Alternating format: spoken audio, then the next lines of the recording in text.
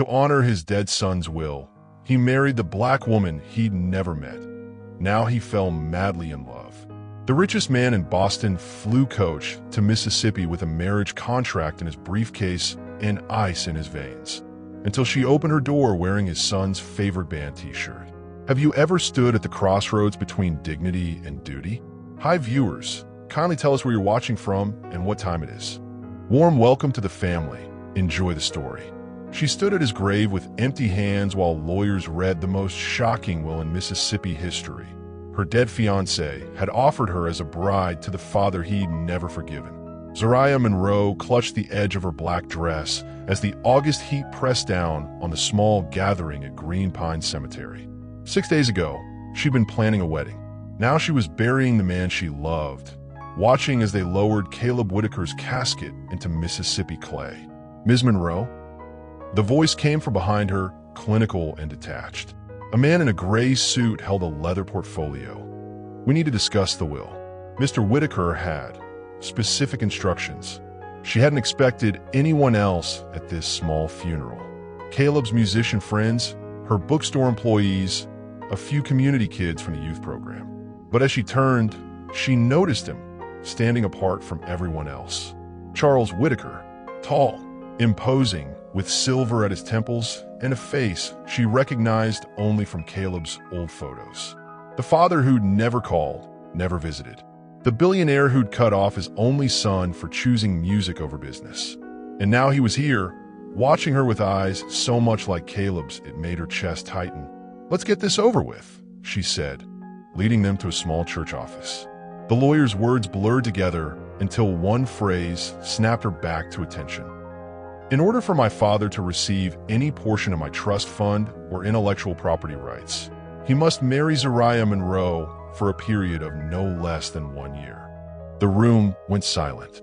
Zariah looked up to find Charles Whitaker staring at her, his expression unreadable. "This is absurd," Charles finally said, his Boston accent sharp against her Mississippi drawl. "It's not legally binding," the lawyer explained. "But without fulfilling this condition, the entire estate, including Caleb's music rights and the trust fund, will go to charity." Zariah laughed, the sound hollow even to her own ears. "So, this is his final joke? Offer me up like some kind of punishment?"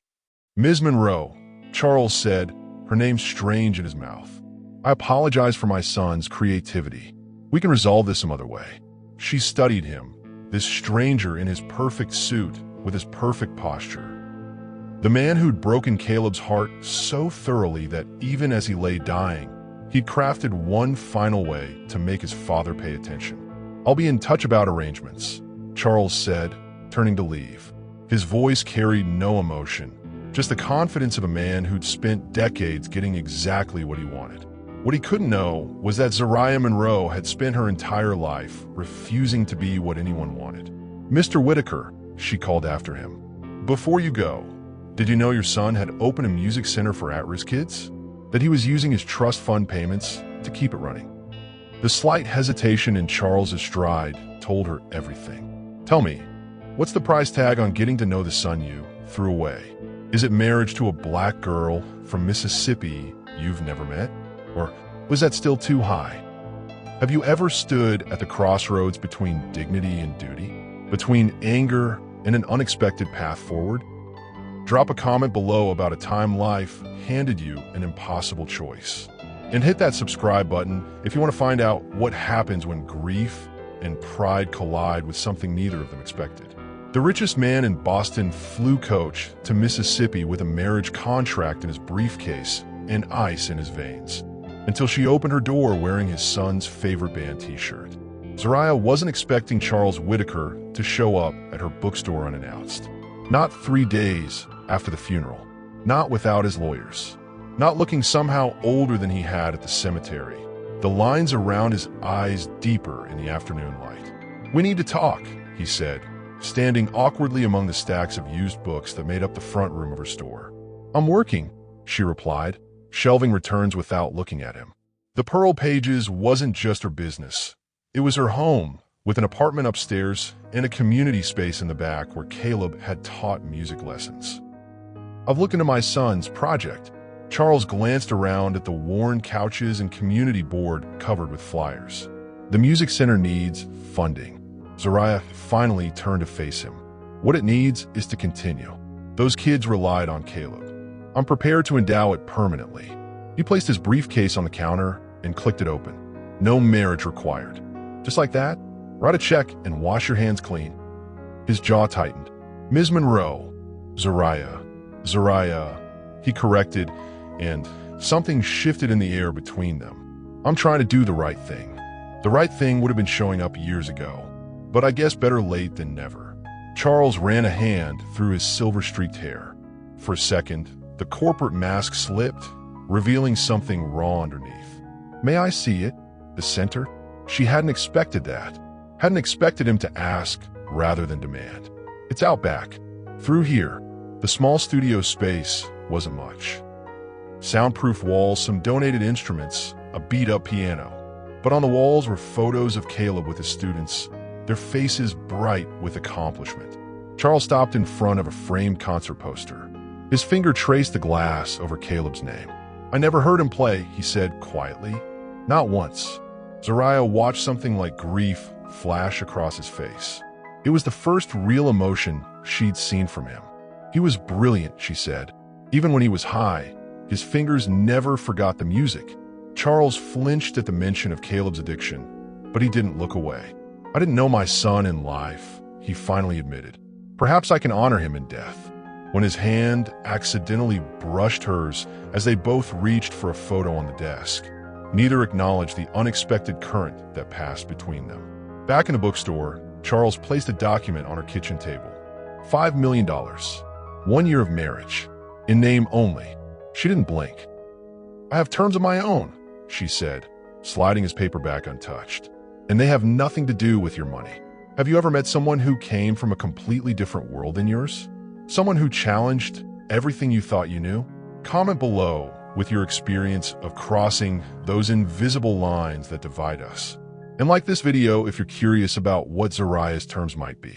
She agreed to marry a billionaire stranger, not for his fortune, but to ensure her fiancé's community center would live forever, and to make the father who abandoned him face the son he never knew. These are my conditions, Zariah said, sitting across from Charles in the lawyer's office the following week. Her voice was steady, her back straight. First, the entire inheritance goes to establish a permanent foundation for Caleb's music center. Charles nodded. Acceptable. Second, you personally spend 10 hours a week at the center for the duration of our arrangement. His eyebrows rose. I have a company to run. You have private jets and video calls. Figure it out. She tapped her finger on the table. You want to know your son? This is where he lived his passion. These kids are his legacy. The lawyer cleared his throat. Ms. Monroe, Mr. Whitaker is offering a very generous. Let her finish. Charles interrupted, his eyes never leaving Zariah's face. Third, she continued, we present a united front in public. No one can know this is a business arrangement. That means holidays, social events, the works. That works both ways, Charles countered. You'll need to attend functions in Boston, meet my colleagues. Zariah swallowed hard. She hadn't thought about leaving Mississippi, about standing beside this man in rooms full of wealth and privilege. But she lifted her chin. Fine. Fourth, when this is over, you can't abandon the foundation.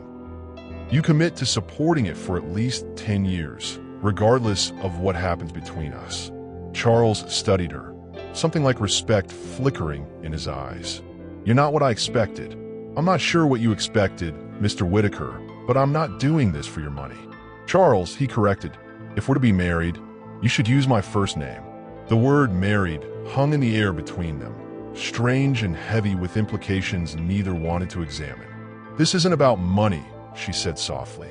It's about legacy. It's about making sure Caleb wasn't just another rich kid who OD'd. For a moment, pain flashed across Charles's face, genuine and unguarded. He covered it quickly, but not before Zariah saw the father beneath the businessman. One final condition, Charles added. We both agree this remains strictly professional. No complications. Zariah felt heat rise unexpectedly to her cheeks as she realized what he meant. Agreed. 1 year. No physical relationship required. The pen hovered above the signature line. Charles's eyes darkened slightly. Agreed. Neither realized that putting boundaries in writing would only make crossing them more tempting. What would you give up to protect someone's dream? Have you ever made a deal you weren't sure you could keep? Share your thoughts in the comments below. And if you're enjoying this story, hit that like button to help others find it too. She married a stranger in a courthouse on Tuesday, signed away her freedom for 1 year, and told herself the flutter in her stomach was just stage fright, not the way his hands trembled slightly as he slid the ring onto her finger. The ceremony was brief and businesslike. No white dress, no flowers, just Zariah in a simple blue sundress and Charles in a suit that probably cost more than her car. 2 witnesses from the lawyer's office stood awkwardly nearby, checking their watches. By the power vested in me by the state of Mississippi, I now pronounce you husband and wife. The words echoed in the empty courthouse room. Zariah had imagined her wedding differently, with music, with love, with Caleb. Not this sterile exchange of vows that meant nothing. You may kiss the bride. Zariah hadn't thought about this part. From Charles's frozen expression, neither had he. That won't be an EC, she began. For appearances, Charles murmured, leaning forward before she could finish. His lips touched hers briefly, a whisper of contact that should have meant nothing. Professional, perfunctory. So why did her heart skip? Outside, a photographer waited, arranged by Charles's PR team to document the whirlwind romance for public consumption. Smile, Charles whispered, his arms slipping around her waist. She pasted on a smile, acutely aware of his hand resting just above her hip, warm through the thin fabric of her dress. Perfect, the photographer said. Now on with a kiss? Before Zariah could object, Charles turned her toward him, one hand gently tipping her chin up. This time when their lips met, something shifted, a moment too long, a touch too real. That should be sufficient, Charles said afterward, his voice rougher than usual. Back at her bookstore, reality settled heavily on her shoulders. Mrs. Whitaker, the name felt foreign, uncomfortable. We need to discuss living arrangements, Charles said, standing among her books, looking both imposing and somehow out of place. What's to discuss? You go back to Boston. I stay here. That's not how marriage works, even one like ours. People will ask questions. So let them ask. Charles sighed, running a hand through his hair, a gesture she was beginning to recognize as frustration. Zariah, be reasonable. How will it look if we live in different states immediately after our wedding? I can't leave. The bookstore, the center. I'm not asking you to abandon them. I'm asking you to divide your time. A week in Boston, a week here. We make it work. The thought of leaving Mississippi, of staying in his world, made her pulse quicken with anxiety. And something else she didn't want to name. Fine, she finally agreed. But I need a few days to arrange things here. Of course. He hesitated, then added, thank you. The simple gratitude caught her off guard. Charles Whitaker didn't seem like a man who said thank you often. This is just paper, she reminded him. Not real. But as he left, the ghost of his touch lingered on her skin, challenging her words.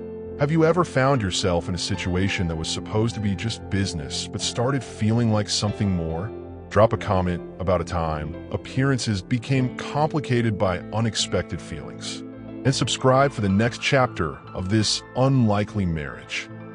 She'd never flown first class before, never seen Boston from the clouds, never stepped into a penthouse that could swallow her entire bookstore whole, and she'd certainly never shared a home with a man who looked at her like she was a puzzle he couldn't solve. The drive from Logan Airport to Charles's Beacon Hill home was silent, the city lights reflecting off the windows of his sleek black car. We're here, he announced, as they pulled up to a historic brownstone that made Zariah's breath catch. Inside was another world entirely.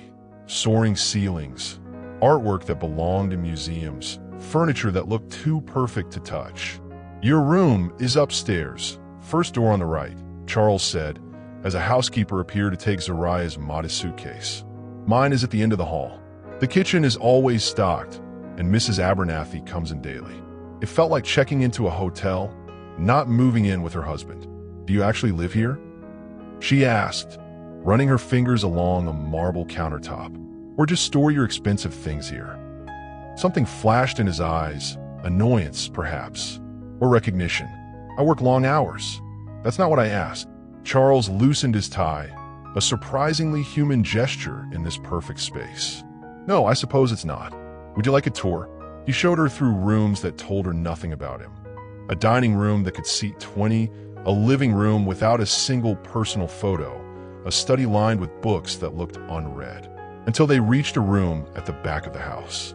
A baby grand piano stood by the window, sheet music scattered across its surface. I didn't know you played, Zariah said, surprised. I don't. Charles's voice was tight. I had it installed after the reading. Understanding dawned on her. For Caleb? Yes.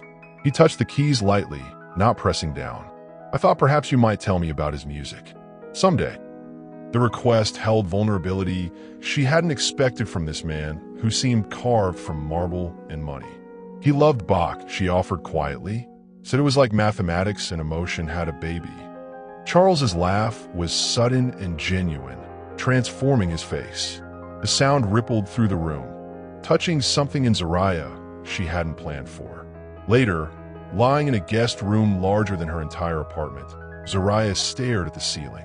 The sheets were impossibly soft, the mattress perfect. Everything in this house was perfect, everything except the ache in her chest. Her phone chimed with a text. Charles, there's a foundation board meeting tomorrow. Would you like to attend? So formal, even in text. She typed back, do I have a choice? His response came quickly, always. That single word shouldn't have affected her. This was business, a contract, but something about knowing she could walk away, that he wasn't forcing her to play wife, made her want to try. I'll be there, she wrote back. As she drifted towards sleep, her last thought wasn't of Caleb or the center or even her bookstore back home. It was of Charles's hands on the piano keys, not playing but wanting to understand. How far would you go to bridge two different worlds? Have you ever found understanding in the most unexpected places? Tell me in the comments if you've ever discovered someone was different than you first thought. And don't forget to like and subscribe. The first time Charles Whitaker saw his wife fight, it wasn't with him. It was for him, against his own board of directors, and the hunger in his eyes afterward was for something more dangerous than power. Mrs. Whitaker, with all due respect, you have no experience in venture capital. The board member's voice dripped with condescension as he addressed Zariah across the gleaming conference table. Charles watched his wife straighten in her chair, watched her transformation from uncertain to unmovable in the space of a breath. Mr. Patterson, with all due respect, I've run a business in a community where banks won't even open branches. I've stretched dollars further than your spreadsheets can calculate. And I've never had the luxury of failure being rewarded with a golden parachute. The boardroom fell silent. Charles felt something unfamiliar rise in his chest, pride. The youth center needs technology access, Zariah continued. Charles and I agree that a $10 million endowment is appropriate. Charles hadn't agreed to any such amount. They discussed $2 million at most, but his 12 pairs of eyes swiveled to him. Waiting for him to correct his new wife, Charles heard himself say, my wife is right. 10 million is appropriate. The drive home was charged with unspoken tension. You ambushed me, Charles finally said, hands tight on the steering wheel. I got results. By manipulating me in front of my board. By pushing you to do what you know is right. Zariah turned to face him. Those kids deserve more than your guilt money. Is that what you think this is? Isn't it? Charles pulled the car over suddenly, shifting to face her. Do you know what I saw today? I saw my son. In you. The same fire, the same refusal to back down. Caleb used to challenge me like that before. Before you cut him off for not becoming your clone, Zariah finished. Before I lost him, Charles corrected quietly. The air in the car changed, charged with something beyond anger. Zariah became acutely aware of how close they were, of Charles's eyes dropping briefly to her lips. "I didn't manipulate you," she said softly. "I believed you would do the right thing. No one believes that about me. Caleb did. Once." Charles's hand moved before either of them realized, brushing a strand of hair from her face. His fingers lingered against her cheek. "Zariah," the moment stretched between them, possibility humming in the small space of the car. Then his phone rang, breaking the spell. That night, Zariah couldn't sleep. The almost moment in the car played on repeat in her mind. What would have happened if his phone hadn't rung? Would she have pushed him away? Or would she have done the unthinkable and leaned in? A soft knock at her door startled her. Charles stood in the hallway, jacket discarded, shirt sleeves rolled up, looking more human than she'd ever seen him. "I couldn't sleep," he said simply. "I keep thinking about what you said." He didn't move to enter her room, just stood at the threshold, respecting the boundary they'd established. "I want to do better," he admitted. "Not just for Caleb, for myself. Maybe you could help me understand what I missed." It was the first time he'd asked for her help, not as a business partner, but as someone who might understand something he didn't. "Come in," she said, moving over on the bed. "I'll tell you about your son. Have you ever seen someone completely differently after watching them stand their ground? That moment when respect shifts into something more complicated? Drop a comment if you've ever found yourself attracted to someone's strength. Hit that like button if you're wondering what happens when business boundaries start to blur." She told him about his son until dawn broke. Every triumph, every struggle, every failed rehab and musical breakthrough. And somewhere between midnight and morning, her dead fiancé's father became a man with a beating heart instead of just a walking checkbook. "He wrote this song for me," Zariah said, showing Charles a video on her phone. Caleb sat at a piano, his fingers dancing across the keys, his voice raw and beautiful. The night he proposed, Charles watched, transfixed. He had his mother's hands, he whispered. "You never talk about her." Elizabeth died when Caleb was 10. Cancer. Charles's voice grew distant. "I threw myself into work after. It was easier than facing a boy who looked at me with her eyes.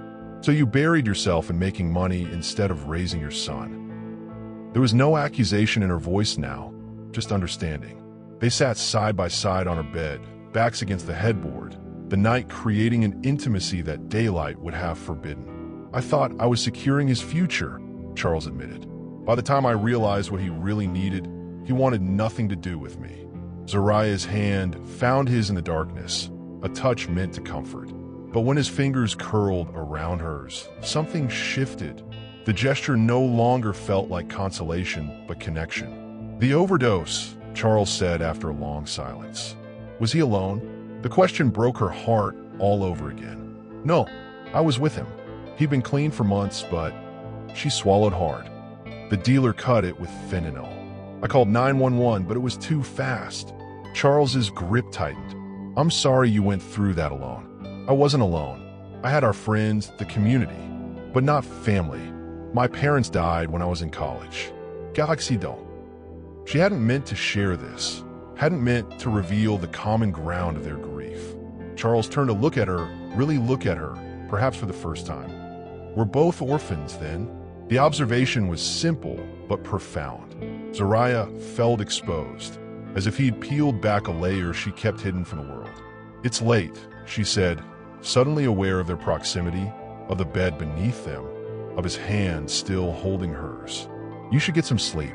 Charles nodded, releasing her hand reluctantly. At her door, he paused. "Thank you for telling me about him." "Charles," she called as he turned to leave. "He forgave you. At the end. That's why the will was written that way. Not as punishment, as a second chance." Something broke in his expression, a wall crumbling that had stood for decades. When he left, Zariah pressed her hand to her chest, feeling her heartbeat racing beneath her palm. This wasn't supposed to happen. She wasn't supposed to care about Charles Whitaker. She wasn't supposed to see herself in him. And she definitely wasn't supposed to wonder what it would be like to erase the careful distance between them. When was the last time a midnight conversation changed how you saw someone? Have you ever shared your pain with someone unexpected? Comment below about a time when vulnerability created connection where you least expected it. Don't forget to subscribe for what happens next in this complicated marriage. The fight erupted during dinner in Boston. Harsh words about privilege, about his son's addiction, about money versus meaning, and ended with her walking out into rain-slicked streets, him following without an umbrella, and a truth neither was prepared to face beneath the shelter of a hotel awning. "You don't get it," Zariah shouted over the downpour. "Those kids at the center, they're one bad decision away from where Caleb ended up." But without his safety net, Charles stood before her, rain plastering his expensive shirt to his skin. "And you think I don't care? That I'm just throwing money at the problem? Aren't you? When's the last time you actually sat with those kids, instead of just signing checks?" The accusation hit its mark. Charles hadn't been to the center in weeks, sending his assistant instead, burying himself in work as he always did when emotions threatened to overwhelm him. "You're right," he admitted, surprising her. "I've been avoiding it." The fight drained out of her, replaced by understanding. Because it hurts to see what he built, what he loved. Yes, the single word held decades of regret. They stood silently as the rain continued to fall, both soaked now, neither making a move to find better shelter. "I'm scared," Charles finally confessed, his voice barely audible above the storm. "I'm scared I'll fail them like I failed him." Zariah moved closer, drawn by the raw honesty in his voice. "You're not failing. You're trying. Is trying enough? It's everything." Central Park spread around them in autumn glory, leaves spinning down like nature's confetti, but neither looked up. Their eyes remained locked as words they'd both hidden finally found air. "You make me feel seen," she admitted. "And that terrifies me because what happens when you really look and don't like what you find?" Charles stepped closer, close enough that she could see raindrops clinging to his eyelashes, could feel the warmth of him despite their wet clothes. "I've been looking since the day we met," he said, "and I've only found more reasons to keep looking." His hand rose to her face, thumb brushing away rain, or perhaps tears from her cheek. The touch was gentle, questioning. "This isn't part of our agreement," she whispered. "No," he agreed. "It's not." The first crash of thunder startled them both. The moment stretched, taut with possibility, until Charles finally stepped back, creating distance that felt physical and emotional at once. "We should get inside," he said, voice rough. They walked back to his brownstone in silence, the almost kiss hanging between them like an unfinished sentence. At her bedroom door, Charles paused. "For what it's worth, I didn't plan this. Any of it. Neither did I. Good night, Zariah." But as she closed her door, thunder cracked again, and the power went out, plunging the house into darkness. Her phone lit up with a text.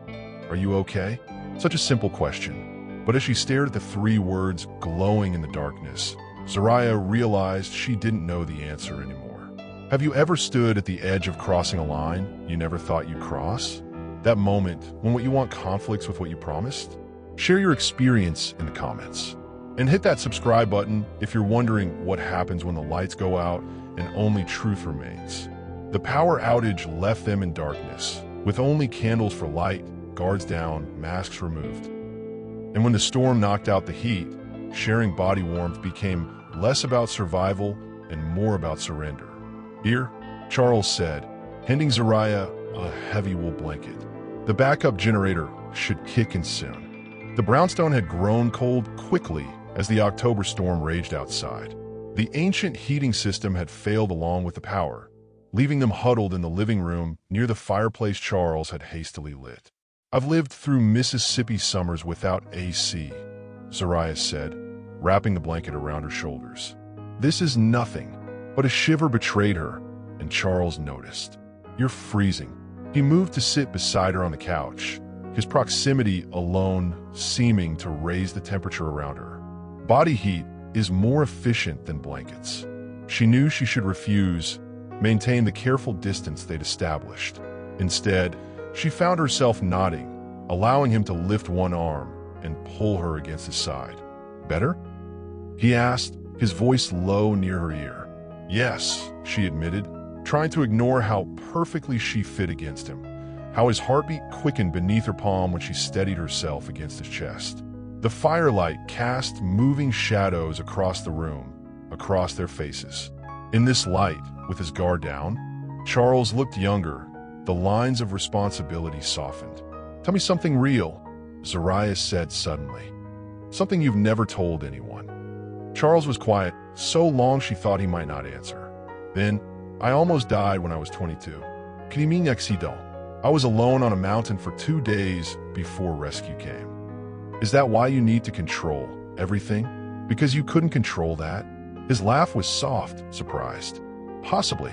No one's ever made that connection before. No one's ever asked. No one's ever cared enough to ask." The admission hung between them, weighted with implication. His arm tightened around her shoulders. "Your turn," he said. "Something real." Zariah hesitated, then offered her truth.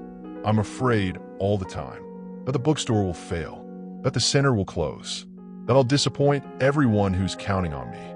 Charles shifted to face her, their faces now inches apart in the flickering light. "You're the strongest person I've ever met. Strength and fear aren't mutually exclusive." "No," he agreed.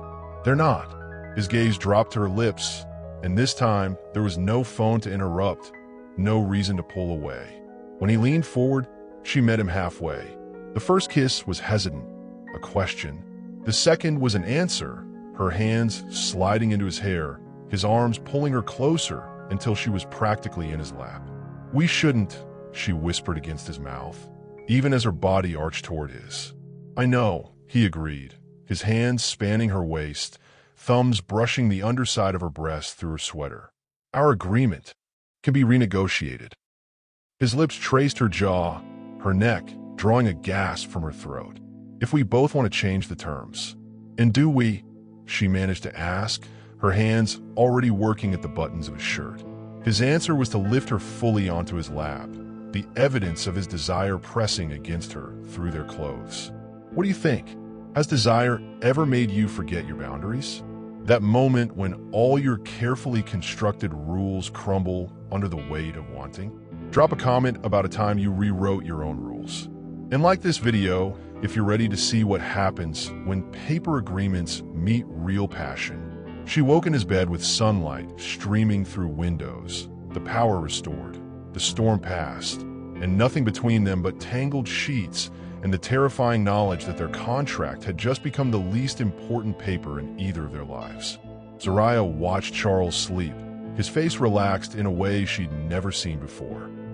Last night they crossed every line they'd drawn, rewritten every rule, his body against hers, inside hers. None of it had been planned, all of it had felt inevitable. "Stop thinking so loud," Charles murmured without opening his eyes, his arm tightening around her waist.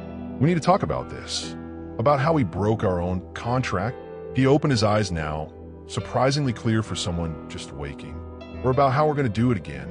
Heat flooded her cheeks. "Charles, be serious." "I am." He propped himself up on one elbow, the sheet falling to reveal his chest.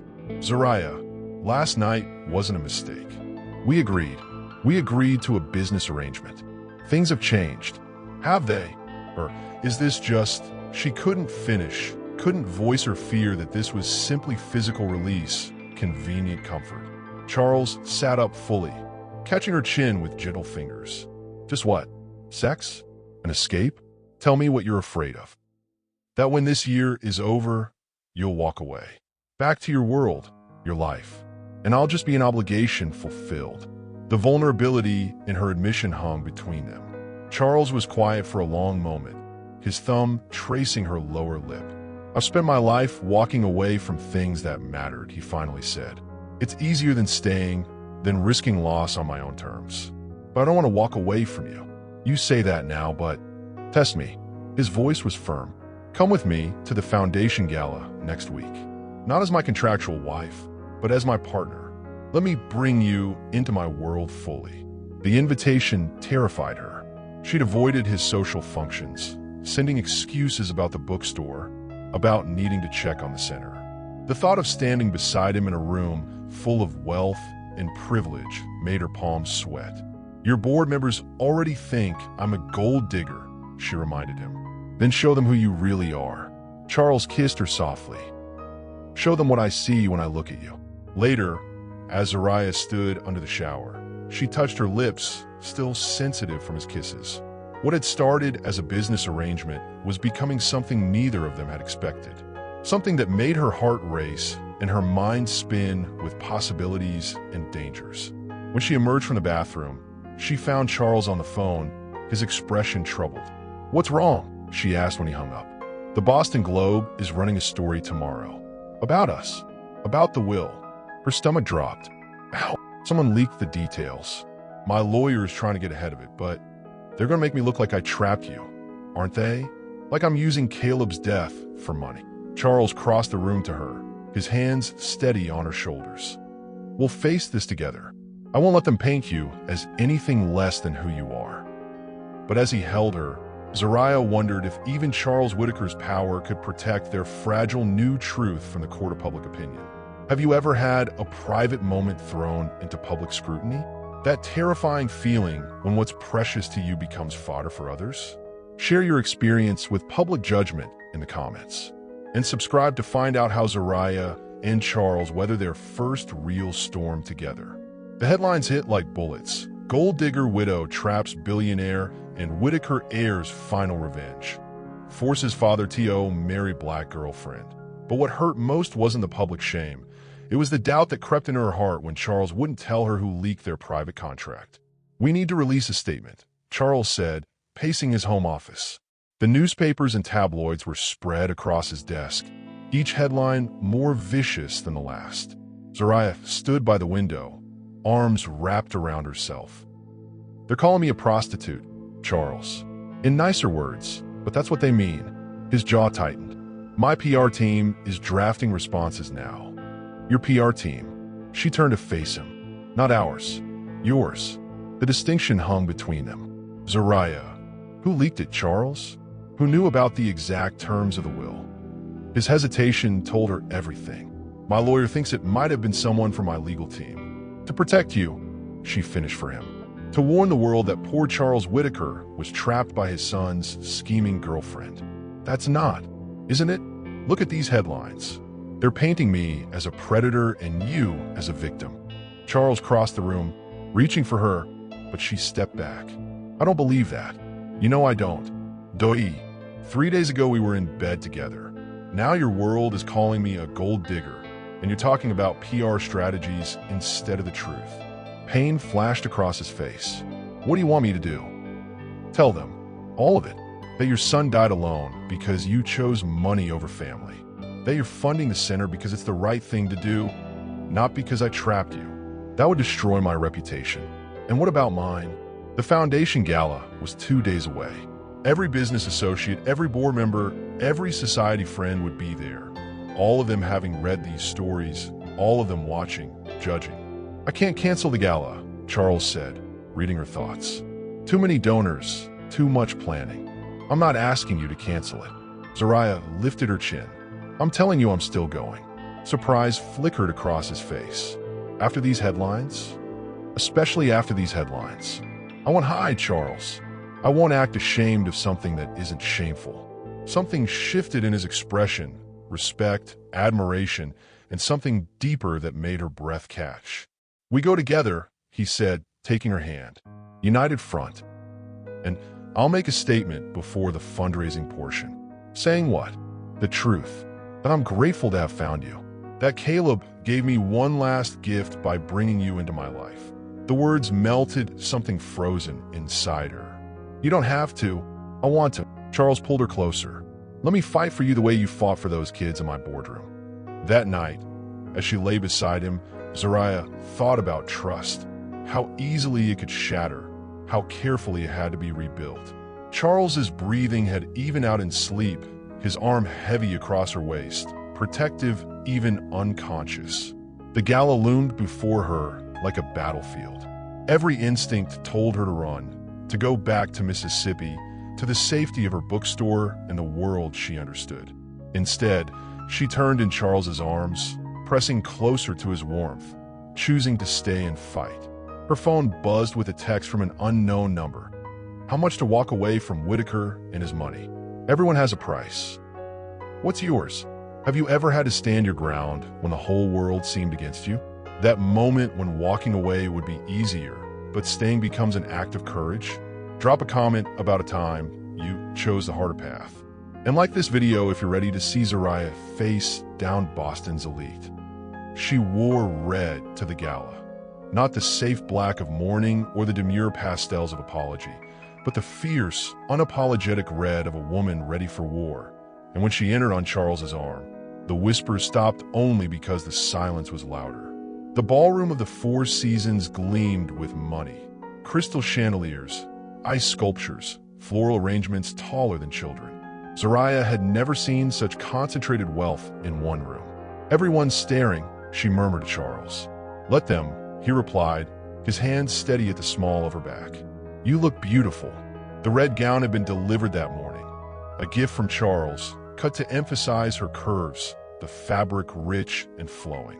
She'd almost refused it, almost worn one of her own modest dresses out of pride. But tonight wasn't about pride. It was about power. "Charles," a woman in diamonds approached, her smile tight. "And this must be your bride, Helen." Charles's voice was cool. "This is my wife, Zariah Whitaker." "Zariah, Helen sits on our board." "Unexpected," Helen said, eyes assessing Zariah like a bug under glass. "We were all shocked by the news of your marriage. So sudden, after Caleb's passing." The implication was clear. Zariah felt Charles stiffen beside her. "Grief brings clarity," Zariah said, voice steady. "About what matters, who matters." Helen's smile thinned further. "And what matters to you, Mrs. Whitaker?" "Justice, community, legacy." Zariah met the woman's gaze directly. "The same things that mattered to Caleb." Before Helen could respond, Charles guided Zariah away. "You didn't need to engage her." "Yes, I did." Zariah sipped her champagne. "I'm not going to cower, Charles." His eyes darkened with something that looked remarkably like desire. "No, you certainly aren't." The evening continued, a gauntlet of barely concealed barbs and curious stares. Zariah weathered them all, her head high, her hand never leaving Charles's. Then came the anonymous text message, displayed on screens around the ballroom as Charles prepared to speak. Ask Whitaker's new wife what the price was for sharing his bed. Ask her what Caleb would think of her sleeping with his father. The room froze. Zariah felt the blood drain from her face as hundreds of eyes turned to her, hungry for scandal, for confirmation of their worst assumptions. Charles reached the podium, his face pale with fury. But before he could speak, Zariah was moving toward him, climbing the steps to stand beside him. "May I?" she asked quietly. After a moment's hesitation, he nodded, stepping aside. Zariah faced the crowd, these strangers who judged her without knowing her.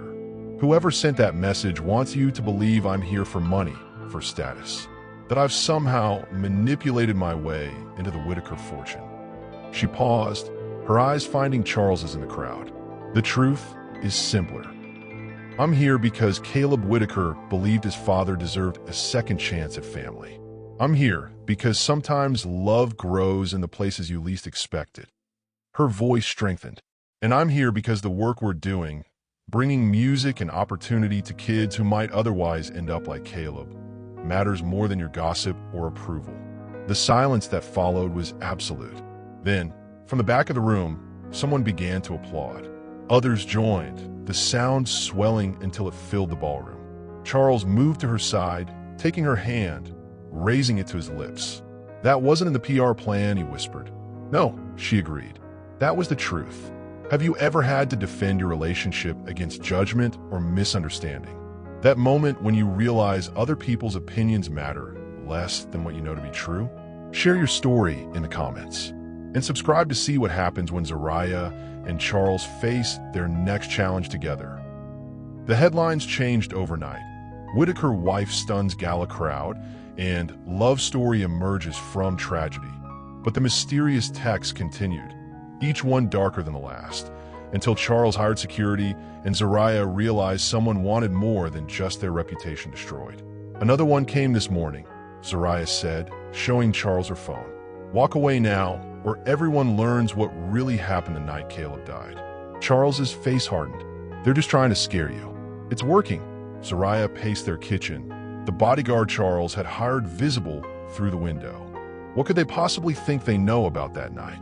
Nothing, because there's nothing to know. Charles caught her hand, stilling her movement. You were with him. You called 911. The autopsy confirmed fentanyl overdose. But what if? No what ifs. We're not letting some anonymous coward drive us apart. The foundation was thriving after the gala. Donations had poured in, enough to expand the music center to 3 new locations across Mississippi. What had begun as Caleb's small project was becoming a movement, one that bore both Whitaker and Monroe DNA. I need to go back to Jackson, Zariah said that evening, curled against Charles on the couch. Check on the bookstore, see the progress on the new center location. I'll come with you. She looked up surprised. You have meetings all week. I'll reschedule. His fingers traced lazy patterns on her arm. I want to see it through your eyes. The places that made you who you are. The request touched something deep in her heart. After weeks in his world, he wanted to step back into hers. They flew to Mississippi the next day. No private jet this time. Charles had listened when she talked about excess and community needs. The bookstore was just as she'd left it, though her manager had added a new reading nook for children. Charles wandered the shelves, fingering worn paperbacks with the same reverence he showed first editions in his own library. You love this place, he observed. It was my first real home after my parents died. Books were my escape, then my purpose. That evening, they walked to the community center, now the first official Caleb Whitaker Foundation location. Children spilled out the doors, instruments in hand, voices raised in song. A young boy ran up to Zariah, throwing his arms around her waist. Miss, I got the solo. Marcus, that's amazing. She hugged him back, then turned to Charles. Charles, this is Marcus, our youngest piano prodigy. Charles knelt to the boy's level. I hear you're quite talented. Marcus beamed. Miss Z says I play like her friend Caleb. Did you know him too? Zariah held her breath, watching emotions play across Charles's face. Yes, he finally said, voice rough. He was my son, and I bet he would have loved to hear you play. The simple acknowledgement, claiming Caleb as his son, not just his heir, brought tears to Zariah's eyes.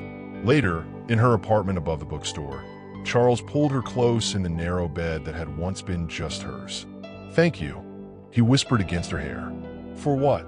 For bringing me home, to his world, to yours. As she drifted towards sleep in his arms, Zariah's phone lit up with another text. But this time, when she checked it, her blood froze. I know you gave him the drugs that killed him. How much is your silence worth now? When has someone accused you of something you didn't do? That awful moment when lies threaten to unravel everything you've built? Comment below with how you handled false accusations. And hit that subscribe button if you want to know who's behind these threatening messages. The accusation shattered everything. Her sleep, her peace, her trust in the man who now watched her with new eyes, wondering if the woman he'd fallen for had somehow played a role in his son's death. Tell me again, Charles said, his voice carefully controlled. They sat at her kitchen table, the morning sun making the terrible night seem surreal.